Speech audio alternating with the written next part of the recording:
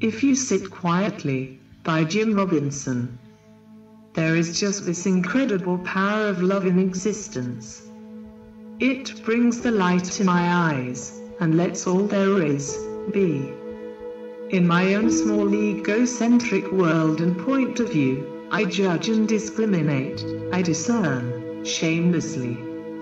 I repel that which I no longer desire to be close to, and I attract that which I wish to see come close to me.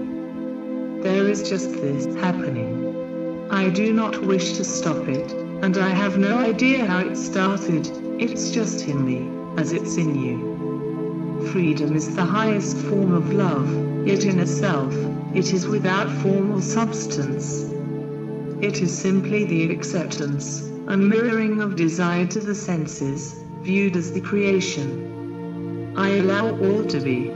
Yet in my wisdom, that finds embodiment within man, I learn, experience and come to the full ripe understanding, that the only thing worth anything is not a thing, it is the act of loving. It goes way beyond my own personal judgments, desires and discernments, and allows for me to be both the immutable mouthpiece of peace, and the eternally splendid fragile beauty of a delineated transient life form, or soul.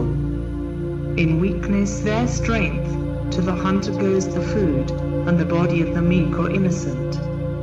In the hunter there is a weakness, that is reliance upon death and ignorance. In a wise hunter, there is an appreciation for limitations and the law, the genuine love of the life taken, and an honoring of the transition from impermanent to permanent and permanent to impermanence. It too is not a thing, but a cycle of understanding, that is the law of creation, over which no single man has a hold, but which the spirit of all men operates, as one. Some might call that God, or the Great Spirit. It is the subjective awareness in all creation, that has never actually seen, but sees.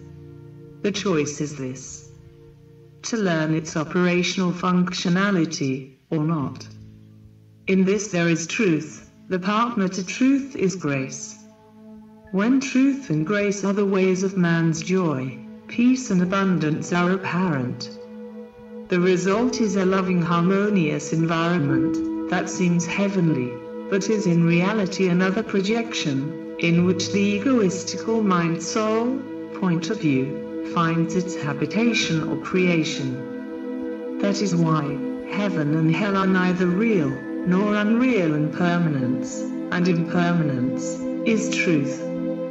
It's a sensory thing. The true knowledge of the ways of this happening is far beyond the reach and understanding of any being that claims anything. What is permanent is simply I. The truth, the grace of allowance and power of creation, is not out there, but within me. You can all say that truthfully. All beings come to this understanding. We call it the law of attraction these days. What I truly believe is first molded by my conscious attention on feeling it, and then accepting it as truth at the subconscious level. It is then projected by the formless superconscious mind I truly am, throughout the senses as the myriad of forms being the creation that I am aware of, and back through the senses that are all facets, being of my own understanding and creation. It's not me, you see, that I can say this, but I, the spirit within me that lets it out through the form I claim to be. It's pretty weird. Truth has no choice, but is to be acknowledged, or not. Thus, by mysterious ways of direct mind transference, truth is relayed. It is a silent conversation, or symphony in eternity, that is really happening in the between spaces of noise and activity that we all enjoy and are enjoying too. A mirror doesn't lie, and yet it can reflect a distorted image. That which makes the image is true, The image itself is also true, and the distortion, or not, is true. The ability to understand clarity, or reflection through the senses upon mind, with or without distortion, is also true. Truth is in silence, noise is choice.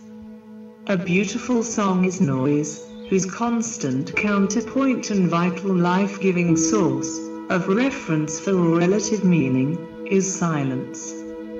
The source of all that is speaks directly from there, in the spaces we don't hear, but intuit knowingly and directly. A man can follow the senses endlessly. It is an eternal dance for the delight of the seer.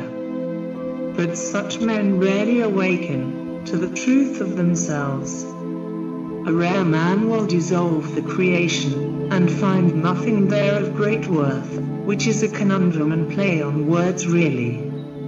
He can remain in peace, with joy, and enjoy the eternal dance of the delightful and delighted. The Buddha, Siddhartha, even said he gained nothing from enlightenment. Yet ironically, there is nothing higher to attain than this nothingness, for in its completeness is all that I am, have been, and will ever be, existing perfectly in peace and harmony. And it is right here, right now.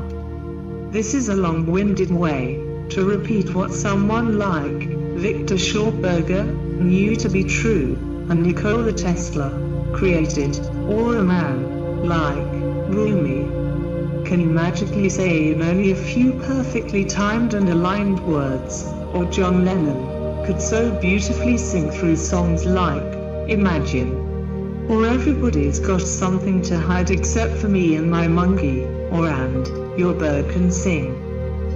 Peace, joy, and love to all. May you all live now to see your most treasured and beautiful desires realized.